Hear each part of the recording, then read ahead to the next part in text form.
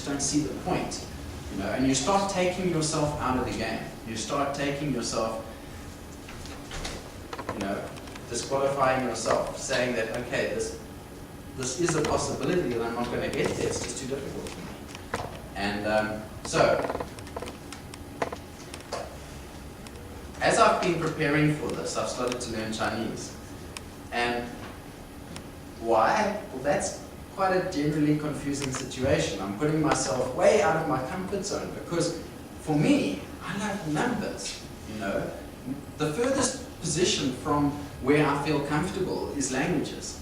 And so I've been doing this for the last month now, and instead of sitting in the traffic, I now have Chinese tapes on my phone, which I play to myself, and I'm learning the language. But what the biggest thing that I've noticed is that I've started to learn to be kind of comfortable with not knowing and not getting it and being just out of reach, and just kind of saying to myself, okay, it's gonna come, I'm gonna start seeing the structure. And you know, you go through peaks and troughs, and some of the time, oh man, it's exciting, you're getting it, and then some of the time it's difficult. But it's coming along. Okay, I think that's the point for a break right now. And when we come back after the break, we're going to start looking at, okay, we've dealt with your identity and why you wanting to get somewhere. We dealt with some of the things which get you confused in terms of, well, what do you react when you start hitting difficulties. But now let's start looking at the actual information and where does it go? What happens to it? How do you store it? And that's when we come back. We've got muffins, we've got tea, we've got coffee, we've got strawberries. So yeah, probably about 15 minutes.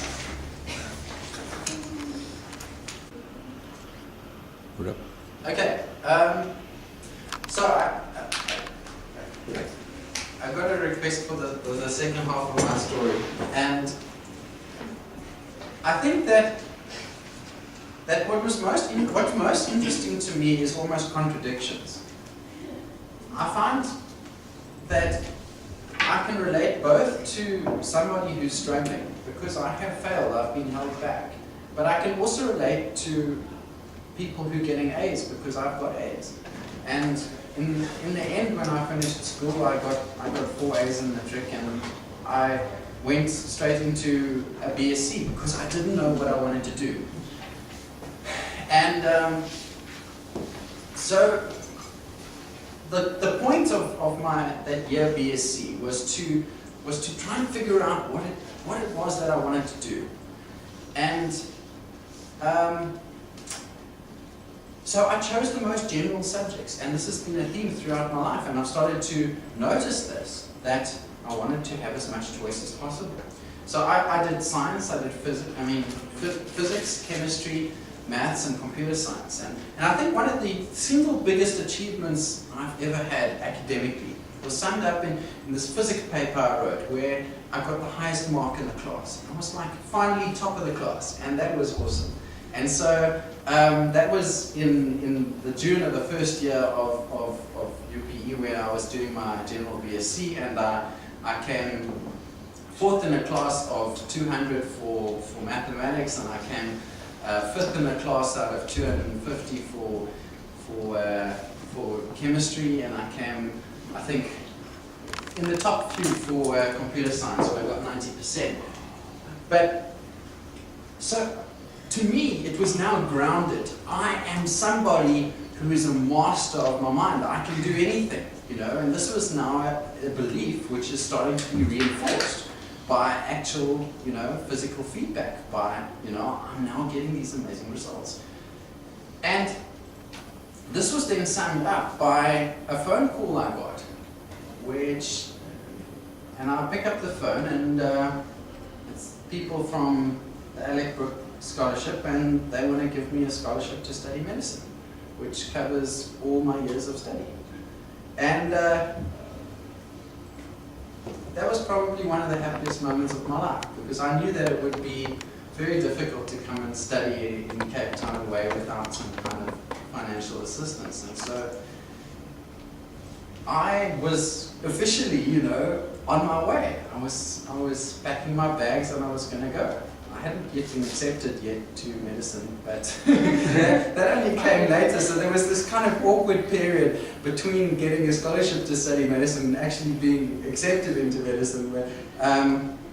But that was only about 3 months, and then I got an early acceptance at UCT. So I packed my bags and I came down to Cape Town, and I did 2 years of medicine. And so that's the rosy part, That's the part of the movie where there's sunshine and there's, it's springtime and everything is rosy, And then the dark clouds looming was that I started to look ahead and start to identify that the kind of challenges that I wanted in my career, in terms of, for whatever reason, I didn't identify with medicine as a career for myself. And so I started to look at what is now involved in changing, because I'm only there because of a scholarship, so this was quite challenging. But I spotted a flaw in things which gave me a glimmer of hope, and that the scholarship was a scholarship fund set up for medicine or engineering. But anyway, so they also cared about engineering. So my way out was my 1-year BSc. Why was that a way out? Because with me in that 1 year at UPE, there were some people who were doing almost the same subjects as me, who were doing a first year of engineering. Now, I didn't do engineering drawing, which they did on top of what I was doing, but it was close enough, because that wasn't such a major subject. So that was my case. I can get them to let me in at the second year level of engineering. The problem is, in their defense, in terms of not letting me in, is even those guys who did all the requirements still ended up failing, because it wasn't a proper first year of engineering. Anyway, sometimes you just can't take no for an answer, and and eventually you just get, okay, it's your funeral. You go ahead, you do what you need to do. You can study at second year level. And so I had my answer, I had my way out, I could now do this. And so then the second part of the negotiation begins. I want to do engineering. I've only got 3 years left. I'm on a scholarship to study medicine, which is 4 years. You save a year if I get to do what I want to do. So that part wasn't actually so hard, and I went for it, and I managed to keep my scholarship and go across and study engineering. Then I got sick, and I missed 6 weeks of class. Now, this was 6 weeks of class, which, now remember, maths is kind of additive, it's cumulative, So now, engineering maths, second year engineering maths is hardcore. It is like the most feared, MAM 280 is one of the most feared, infamous courses at varsity. So to do that kind of maths, without having done the maths the previous year, just coming straight off it, that is hardcore, that is difficult. So that was the challenge I was coming past. I was going to have these 2 years I hadn't touched maths, I just did biology. And now I'd thrown away a quarter of the university year. 6 weeks I was off, I was sick. And then I came back, and I thought, okay, let's give this a go. Now you try and miss 1 or 2 days of lectures. You try and miss 6 weeks of lectures, and you think, okay. So, this was strategies of genius time. This was like, what would Einstein do? What would, how far can I push my mental abilities to get myself out of this situation? And so I started working, I just worked. And I would wake up, exercise, start studying at 4 in the morning or whatever, and then go to lecture. I just worked solidly. And in 8 weeks' time, the first semester subject's finished. And I passed 3 out of 4. And I even got 70% for one of them. But the thing is, it didn't matter. It was something which was so interesting to me, noticing how I reacted to a failure. Because I had used to being identifying with failure long ago, but I kind of worked past that, and my now concept of myself was this genius who could do whatever. And now I have this dilemma that I failed the subject, and at the end of that year I failed MAM 280 and I had to repeat it. And that was something so difficult to work through that, yes, anybody would have failed, but I still did. I did, and it was just so difficult to comprehend, because that was not me, and the world was telling me, yes, you failed. And so that led to a lot of deep thought and like thinking. And the thing is, it doesn't matter, to me it didn't matter about all the reasons why it was okay. And the bottom line was that I hadn't got it right. Because at that point I just thought I could do anything. Anyway, so I was grounded a little bit. But it's these kind of thinking about these things which have really brought me back and kept me interested in education and teaching and how people learn. Because I had pushed the boundaries of what I thought was possible, but then I'd obviously hit the boundaries of what really was possible for me. And even though when you really are extending yourself, failure still feels like failure. And so I feel that I can identify both with the straight A students who work for me a lot of the time, who are interested in teaching other people, but I can also identify with the students who are really struggling and who are in a position where they don't feel that they can do something, or they just in a kind of spiral of. Anyway, that's an interesting, difficult story, but I'm very happily. Okay, well, I should actually give you the upside, because the sun did come out again. So I saw a little glimmer of hope. Okay, how am I going to prove to myself that now I really am a genius and I really can do all this stuff, and I can get back? Okay, because I got through something like 27 credits that year, and I was supposed to get through 34. So the answer was to do more the next year, because then I had a full year. So you're supposed to do 36 credits a year, I did 44. But it wasn't enough just to pass, because I needed to put on my CV good results, so I could get a good job in engineering. Otherwise, I'd just be an average engineering student. So the answer was to make the Dean's Merit List, which is 70% average. And I was happy to say that I scraped in with like 1 point or something like that. But I made a 70% average with 44 credits, which is 20% above the normal load. And so then I felt, yay, I'm back on the right track again.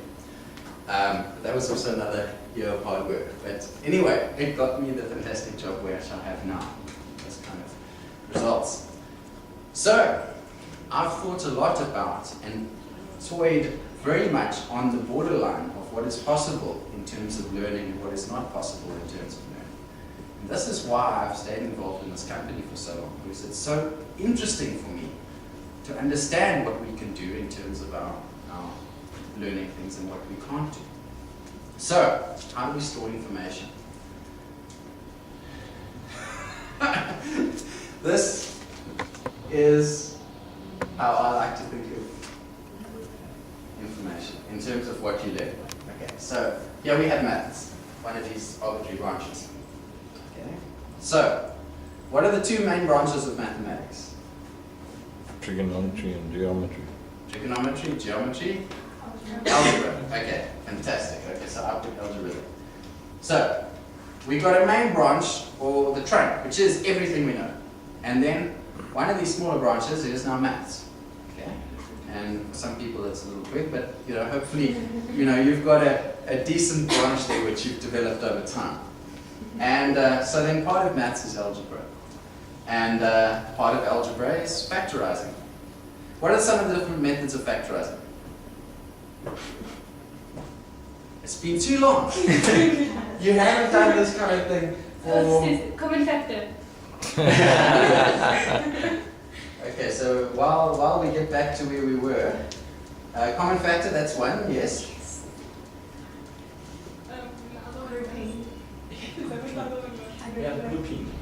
Grouping. Grouping, yes, okay. Grouping, that's almost like when you do when you do difference of squares or something like that, that's that you find in groups. Okay, factorizing, common factor, difference of squares, yes. One more, what's it? It's the one that you do like backwards. You even have that big formula to help you. The trinomials. Yes, trinomials. Okay, so that's also a very big thing about factorizing. Okay, so all these things coming off maths, and then you've got these smaller branches and smaller little branches, little branches, little branches, and then you've got actual examples which you know, or little facts that you know. Okay. Now this is a very, very interesting question. Because you've got your own tree, how are you going to put information, some knowledge in somebody else's tree? Because now you have a certain way that you see algebra and your factorizing and your differentiation and difference of squares. So we're just going to park that question there. How do we put something in somebody else's tree? Okay. Now, I love that little picture which I found this morning. Now your tree's running away because your information, you've got it in there, but it's not staying. It's going.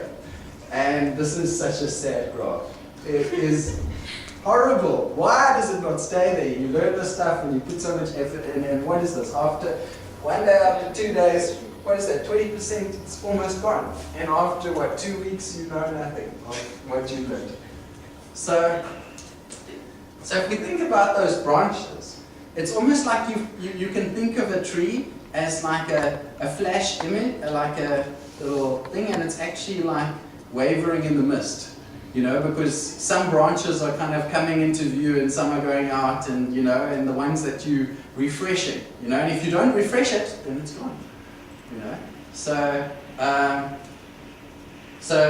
but this is what happens when you start revising stuff again and again and again. And then it starts flattening out a bit, and then that starts to look happier.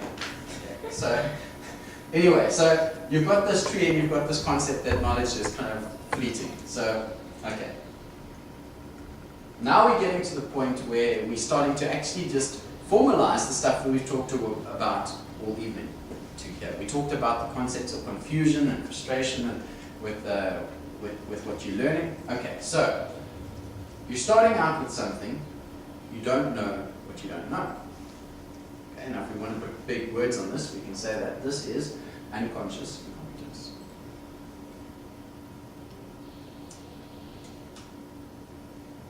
Now, after a course has gone on a little bit, okay, so day one, you're sitting there, you don't know what's going to be covered. You don't know anything to be confused about. Because you've got to be confused about something. If there isn't anything there, it's quite difficult to get yourself in a knot about it. Okay, so as things go on, you start to know what you don't know. Okay, fantastic. So now we're going to call that conscious incompetence. Now know what you don't know. You can't do it yet. Okay, so we're going to be wanting to move away from that side and up towards the top, which we don't know exactly what is yet. And that's the confusion stage. Okay, so what are you saying when you're getting confused? Well, if you're saying something which is helpful, some one of those things which is, okay, I'm going to take a break and come back to this. Then you've got to get to the point where you map out in your tree. You put the branches in the right places, all the major branches, and you start to put things in their place. And then you you get past confusion by asking questions and clarifying how you see things.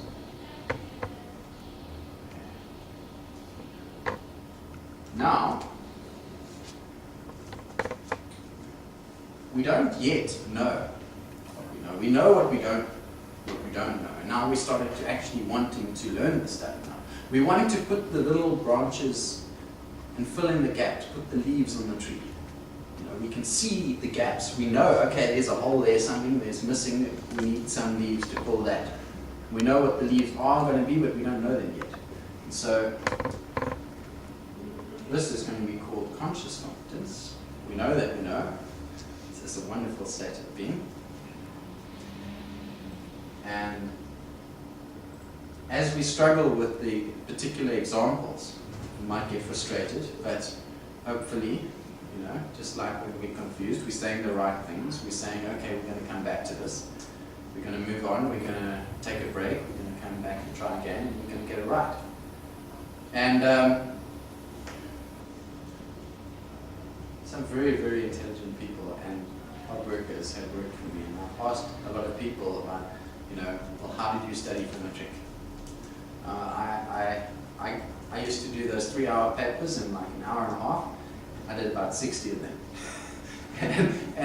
and that's honestly what I come across. And I mean, okay, I used to do something fairly similar, but this is the frustration part when you're working through, finding, ironing out those last little leaves and where are they? And that's practice. Okay. And if only it just stayed there. But it's almost like your mind can only have space for a certain amount of detail. And the way I like to think about this is first principles.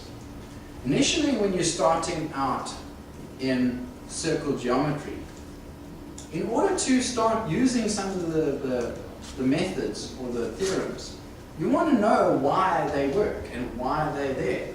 And so you like to, well, I certainly do, go through things from first principles and say, yes, okay, I understand this, it makes sense. I will now incorporate it into my tree because I believe it to be true now. But after a while, you just take it for granted. You don't need to prove everything from first principles again. So you actually start forgetting how to do that because you just take it for granted. And you actually start forgetting how to do that. And the easiest one to think about, and we've got a lot of people involved in driving in this room, but you automatically drive. You don't think about it. And so this is, you've forgotten how to do it, and so here you start attaining confidence. You'll just use something, you're confident about it, and that's a nice positive state. Okay, now we're going to spice this up a bit and throw in a couple of axes about how we understand what this is. Okay, so there's the graph as it is. Don't know, know that you know, know that you know, well, don't know that you know that you know, and don't know that you know. So we're going to define a knowing competence and a doing competence. And we're going to throw these things all together. Okay, so from going from you don't know that you know to knowing that you don't know, you've developed the knowing stuff. Don't know that you know. Oh, I haven't changed this one. Okay, it's supposed to be know that you don't know. Okay. And on this side, you've got a doing competence which you've gained. This whole thing is all the same.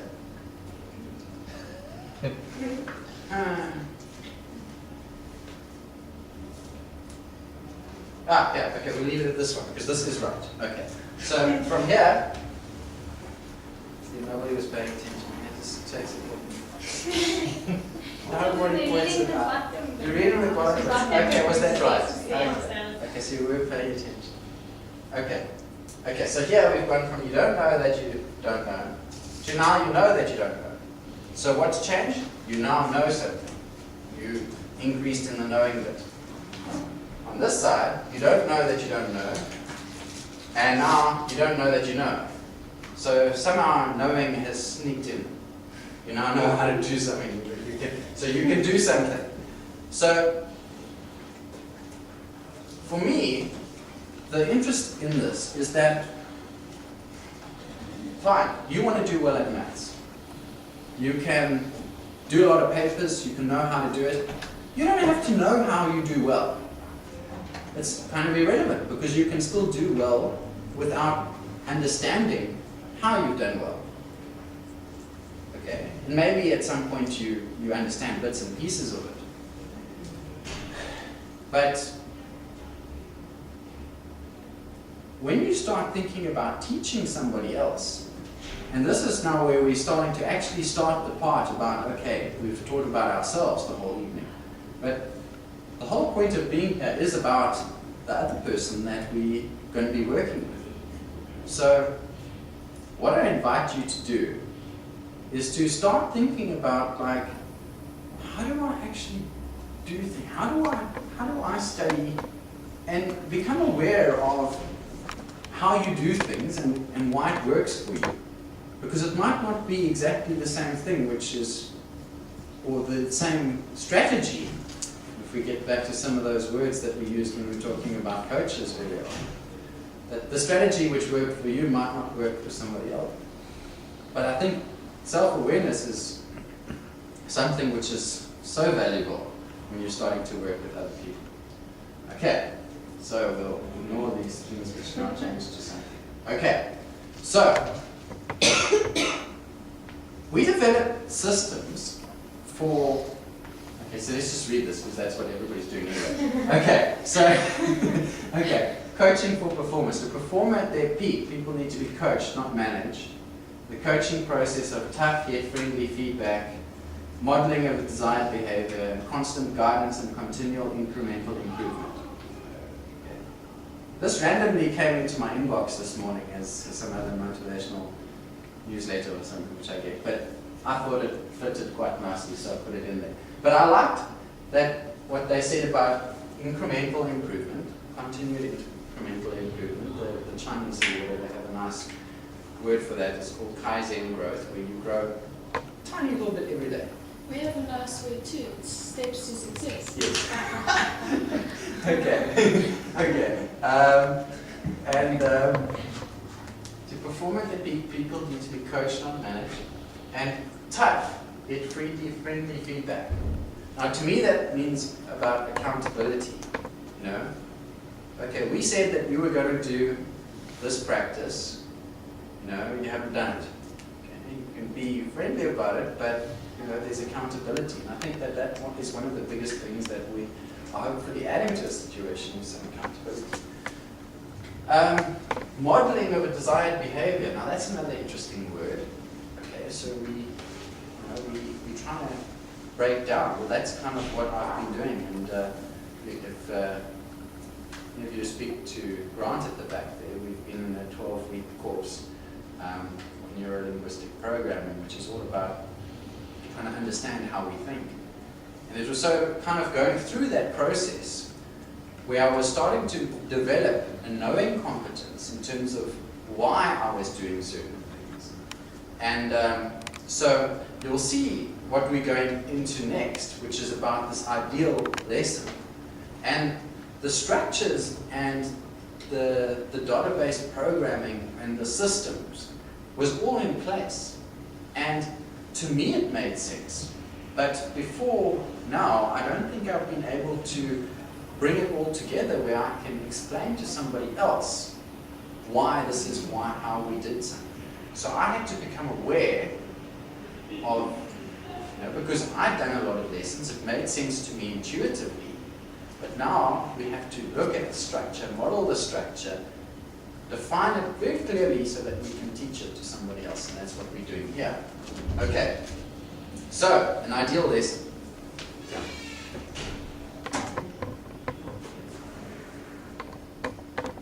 After some of the things we've done tonight, what do you think might be some of the, okay, so we did it accidentally just now, but let's just go through in reverse order everything we've covered here.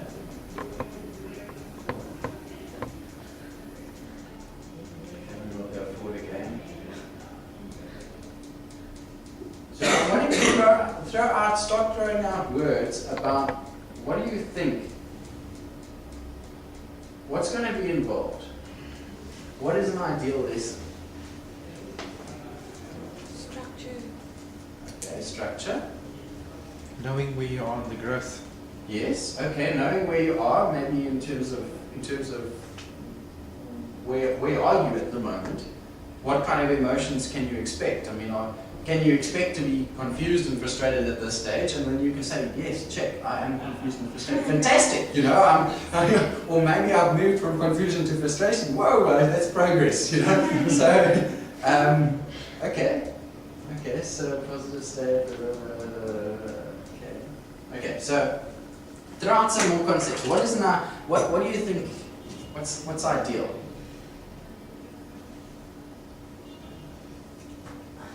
It ends with you understanding something better. Okay, okay, that's an outcome. You know that. Yes. Okay, good, fantastic. Yes. You tease out the real foundational problems and focus on the student's mind. Okay. Sorry, are you Fantastic. So are you talking about from the student's perspective or from the coach's perspective? Well, either. I mean, the whole purpose of the coach being there is to help the student improve. Okay. Okay, so a good lesson for the coach means that the student has now understood something or is further along. And what Amanda was saying at the back, and maybe what we can allude to there, is if you're talking about the student's mind, you're trying to get a handle on where are those branches. Okay, there. Okay, that's how they see algebra, and this is how they see translation, etc. Now that's quite a hairy process. Okay, so okay, but there was this concept. Okay, this continued decay of this information. So maybe some kind of repetition in there somewhere would be good. Some kind of getting a handle on their tree, how they see things, perhaps quite important. Getting a feel for where they are in that process of learning. You know, where are they? You know, and that gives actually self-awareness from the student's perspective, but also awareness from the coach's perspective to understand where they are in terms of the learning side. Fantastic. And something which has eluded me, but okay. Now, can anybody? Now, what happened right at the beginning? Now, right at the beginning, we were talking about identity and beliefs and limiting beliefs and things like that. So, to me, that all ties into motivation. So if you can kind of crack the, why do they want to do this? What's in it for them? You know, what's in it for them if they do well at maths? Kind of helping them to answer their own question. Okay, so it's almost that you're starting to unlock some motivation, some drive from their point. And I never really could put my finger on why this was so important. And you start thinking about, okay, now we're going to map their tree. Whoa, how? Are you going to do that? I mean, it's complicated enough trying to understand how you see things, how you see subjects. You know? But the key, which I think, in terms, is to first start getting to the point where they are motivated enough to do some work. Now, I'm hopefully going to enlist the parents' help in this to get the ball rolling. I've got nothing against bribery or, some kind of, material incentive if that's what works for them, because that's what you get in life. If I do well and I close a deal or something, I'm going to get money for it, whatever. But somehow the student needs to start working. Why? Because when they start working and doing something, you then have something to assess, to see how they see things. And how do you do that? Well, you see the work that they've produced and you can see what they've done right, what they've done wrong. Okay, so now that's a better start. Because now, previously you were arriving in a lesson and now you're starting to work through a section. Okay, now that's terrible because you have to start there, but you kind of just, you're feeling around. You're trying to feel, oh, okay, there's something you don't understand. But in the way you're kind of doing this, you're kind of blundering around and maybe adding some new concepts and adding some confusion to the student who might have understood certain things away, and now you've kind of inadvertently started giving them other options for things that they were quite comfortable about. So, if you can get them to start working, you've got something to mark, and maybe you can start working through what they've done for homework in the lesson. Okay, now we, level 2, you have passed to the next level. And, okay, so now we're in a situation where you're going through work and you're finding bits and pieces which they don't understand. And now you can start focusing and giving them some. Now, I know that Amanda has always believed that when you find a concept and you find something and somebody struggles with, you go deep. You just spend a lot of time and you really get to the bottom of something that they're struggling with. And it makes sense if you think about back to the tree. Why? Because unless a branch is fairly firm and kind of, there and solidified, it's quite difficult to put other branches on it, to put other facts on it. So it's kind of like you need a solid foundation. And believe me, progress can be exponential once you start getting a good framework in place. Filling in the little leaves of that, whoa, suddenly it's spring. But it's kind of that framework is so good. Okay, so now you go to the next level. You've killed the big thing at the end of the video game, and now you're going to the next level. Now, how do you go beyond them now working? You now start teaching them how to find their own challenges, their own problems. I now am struggling with this. I can't quite get it. And I went through the work and then I marked my own work. And I went through the solution and I understood that one and that one and that one. I still don't understand this. Now we're getting somewhere. Now you get there, they know what they know what they don't know. Now you can dive straight into a lot of detail on something which is very, very relevant to them. And you're not messing with the rest of their tree, because remember, you're going in there, you can kind of cause as much confusion as, because they have teachers told them to do it this way and you now know a different way. So it's kind of like you want to go in like a surgeon and not touch things which are fine, and so this is the concept, that I think that, as you go through different levels of working with somebody, that when you start dealing with the core issue, which is something which is very challenging to them, then things just feel like you're making a lot of progress and feel good and generates a whole lot more excitement from the student side as well. Comments, thoughts? This is rubbish, I like this. Okay. Makes sense. Okay. Why? Actually, I shouldn't have said. That's fine, it just makes sense.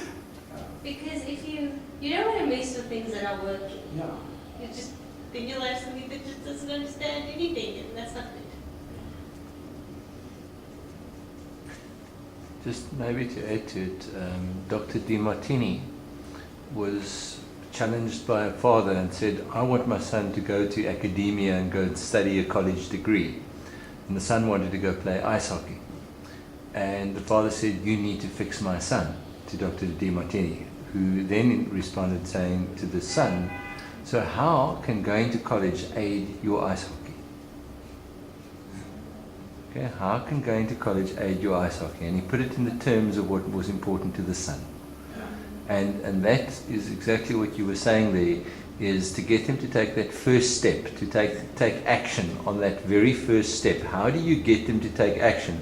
It's what's important to them. So if important to them, and I know with my teenage daughter that's really wonderful, because the thing that's important to her is to sit and listen to the Walkman. So how can doing maths help your music? Oh, come on, I can't see any relevance or relation to it. Do you know that there's a certain tempo to the beat of these bars?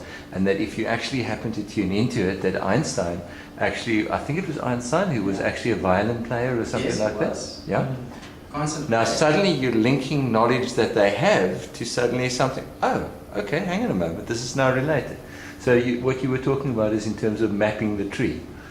I think that to me is, I hear you 100% and I agree that once they are asking the question, I'm battling with this, you've already got them on your side. But it's that first step to map their tree, to me, that's so important. That's really when you can help them to relate to their own world, then you've got them on your side. And then I don't think there's a challenge after. No, yeah, it's kind of you unleash the motivation within, and that's why we started with those identity and what's pulling you along. No, I think similarly, kids have a really good judge of quality of teacher. I mean, we all remember judging our own teachers on whether they were good or useless or whatever. As kids will talk, and for coaches as well, they're also judging us. And I think the first step, as you put it, is getting the trust.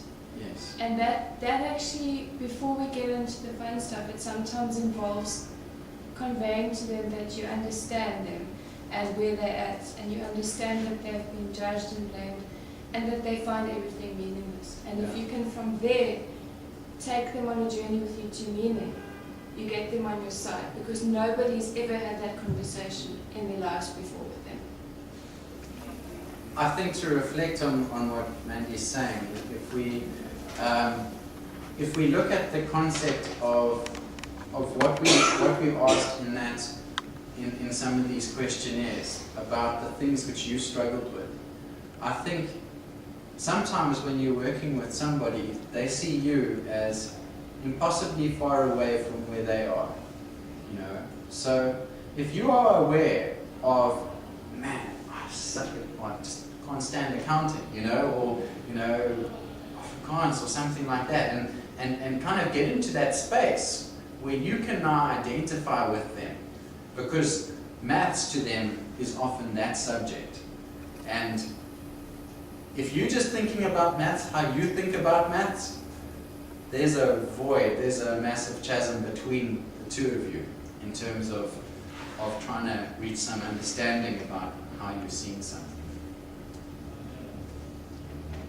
So yes, it's okay to suck at something because it will be useful.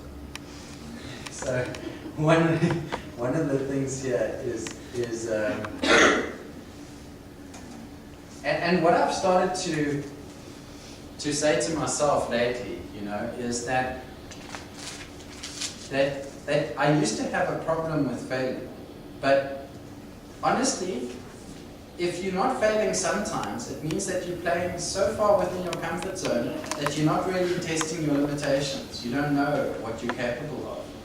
And one of my favorite quotes is that you're 6 times more likely to fail through some kind of internal misjudgment than from actually failing in the world.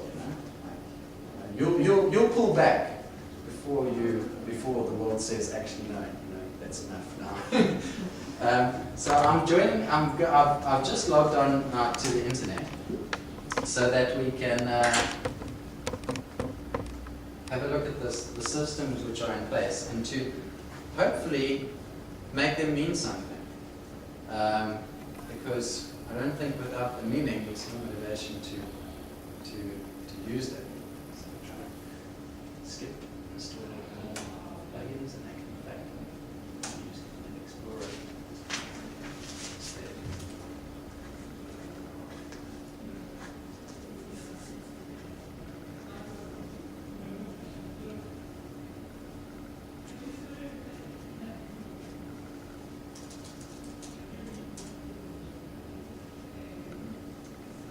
So there's our home page. Here we sign in. So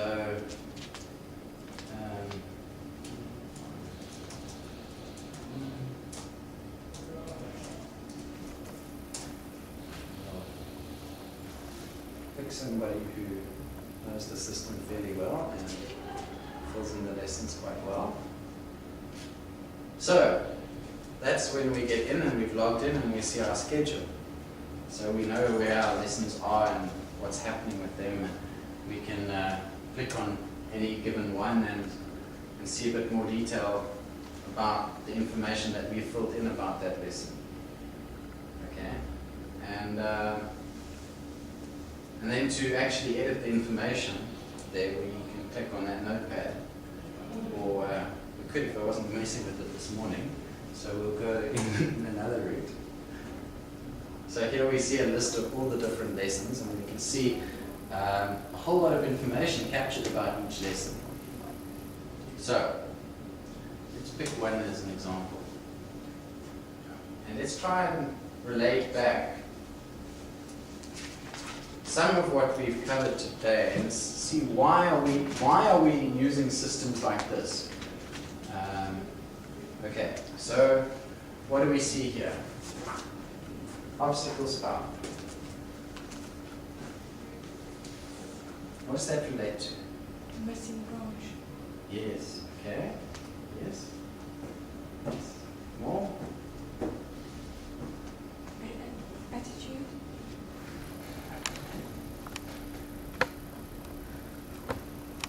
In that ideal lesson, what happens between the last lesson and this lesson? Homework. Practice. Okay. Also change of attitude, Okay. small or big. Okay. So hopefully there's a bit of a growing motivation. Yes. Amanda. Oh, nothing. Oh. Sorry. So. No, I was thinking that the attitude grows naturally. It's like we can shape the attitude by motivating the child. Okay. So there's work done, and these obstacles are either identified by yourself when you're going through the work that the student's done, or ideally even by the student. And they laid out there for you in the ideal world that, you know, this is what I'm struggling with. Fine, great, I'll write it down. I now know what you're struggling with. You've identified, as Benjamin was saying, about this is my missing branch, this is my missing, so you can go straight in there. So, in work covered and pointers given, well, no, that's the coaching. That's what you're doing, and hopefully you might spend a bit of time doing some of the things that you've identified. But we want to keep the identification separate to fixing it, because it's kind of like when you're debugging something in electronics. You want to try to find all the bugs, and if you stop after you've found each one and then try and fix it, you don't go through the whole list and identify and map out what your challenge is. So you covered areas. Everyone was still struggling with the preparation for your exam. She's still struggling with Bowman's equations. Okay. So now we come to the most important section, practice.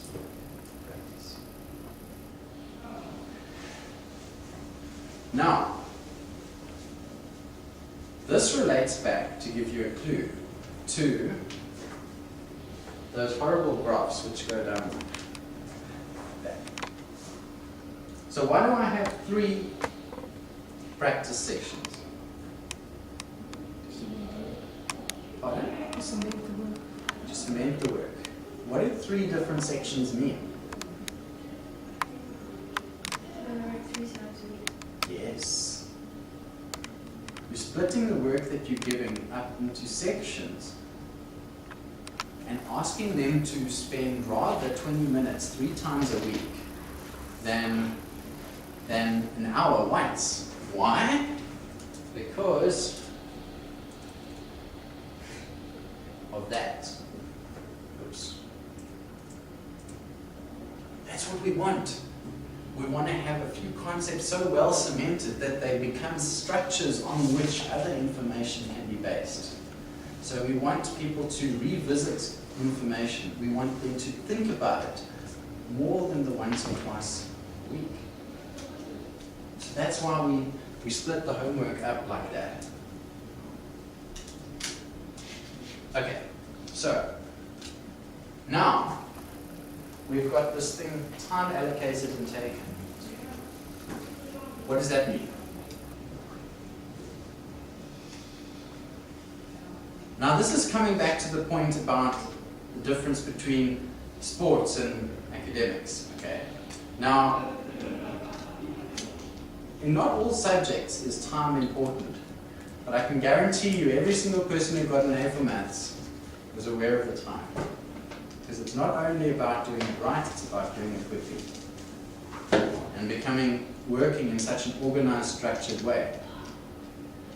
And what we're trying to do here is cultivate an awareness of time, both in the coach, in terms of setting the work, in terms of getting into a state of saying, okay,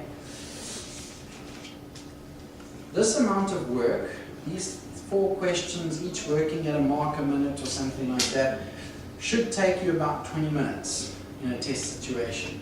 So you are getting into a situation where you understand what their requirements are. So that's this column, time allocated. And the time taken, that's asking the student to become aware of how much time they spend in studying and in what, going through the work, so that they can start to judge where they are in terms of the requirements of the tests, in terms of how fast they have to work. So the last 10 minutes here, that last push over the line to go through, I think that is almost done. Percent completed. How much have you done?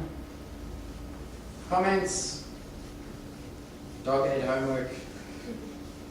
Just put that there so we can see that, okay, the dog's eaten the homework 17 times this year. And so, try to find some new excuses. Never ever understood how that could be plausible until the puppies. Yes, they eat things. They eat, glasses, books, pens, shoes, electronics. Yes, okay. So dogs do actually eat things. And just what else? You'll see all these little things are just saying exactly what we've said there. Little pop-ups about what the stuff does, what work should be covered. And here in work covered, I've laid down those concepts, so that's interesting. It's just really focused over it. Of that ideal lesson and what you should hopefully be aiming for. Now, one of the things I mentioned briefly, fleetingly at the beginning, was that because we generally working in a one-on-one type environment, it's so flexible. And so this concept of an ideal lesson is just a concept to keep in the back of your mind as something, okay, let's head towards that. But maybe along the way you find that this is a major concept and it's time to spend a whole lesson just on explaining the Cartesian plan because they don't get it, or to graded slope. There's a nice picture of snakes on the pole. Susan playing with some snakes. Anyway, so, and what we've done, what we've done here with tests is that we try and associate each lesson with a test towards which you're working. So we kind of set the outcome, we set what we're heading towards, and we try and keep aware of the test we're working towards, and we can track that. And so, something which a lot of you might have seen but ignored until now is we've put in place a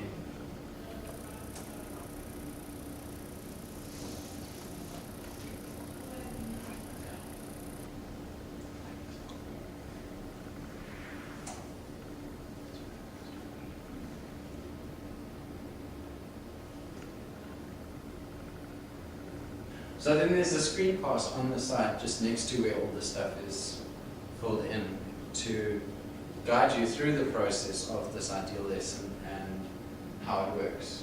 So from the basic login, how you put your details in, coaching, setting a list of lessons, associating a test to it. And that's the test window which would have come up. And then going through all the different help windows, what's covered, and you can move this away so you can read the whole screen. And so there's help built into the system so that you can understand the system and remember it. Okay. I must just log in quickly, so that's there and it's available.